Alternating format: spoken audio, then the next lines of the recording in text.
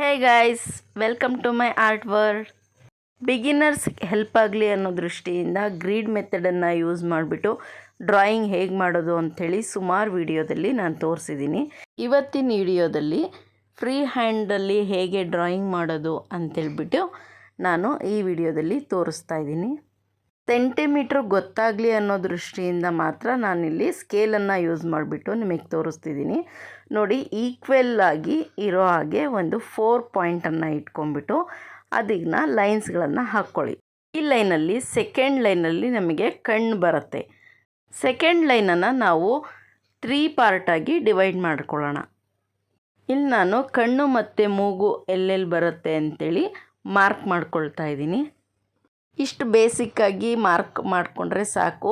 ಕಣ್ಣು, ಮೂಗು ಮತ್ತು ಬಾಯಿ ಮೂರನ್ನು ಕರೆಕ್ಟಾಗಿ ಡ್ರಾಯಿಂಗ್ ಮಾಡ್ಬೋದು.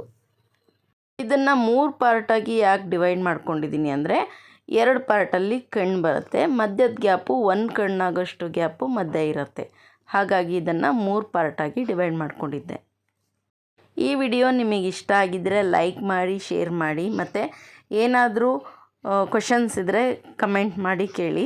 ಸಬ್ಸ್ಕ್ರೈಬ್ ಮಾಡ್ಕೊಂಡಿಲ್ಲ ಅಂದರೆ ಪ್ಲೀಸ್ ಸಬ್ಸ್ಕ್ರೈಬ್ ಮಾಡಿ, ಪಕ್ಕದಲ್ಲಿರೋ ಬೆಲ್ ಬಟನನ್ನು ಪ್ರೆಸ್ ಮಾಡಿ.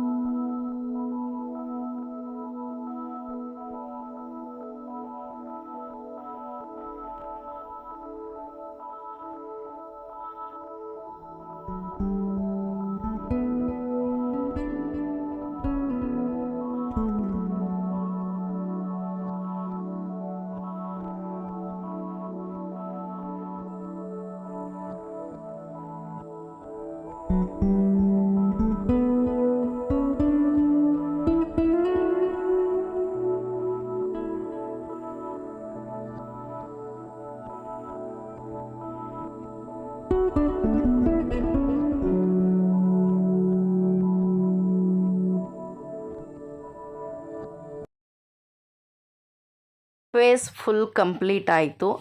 ಫಸ್ಟ್ ಹಾಕ್ಕೊಂಡಿದ್ದು ಮಾರ್ಕಿಂಗ್ ನಮಗೇನು ಇವಾಗ ಬೇಡ, ಹಾಗಾಗಿ ಅದನ್ನು ಎರೇಸ್ ಮಾಡಿಕೊಂಡೆ.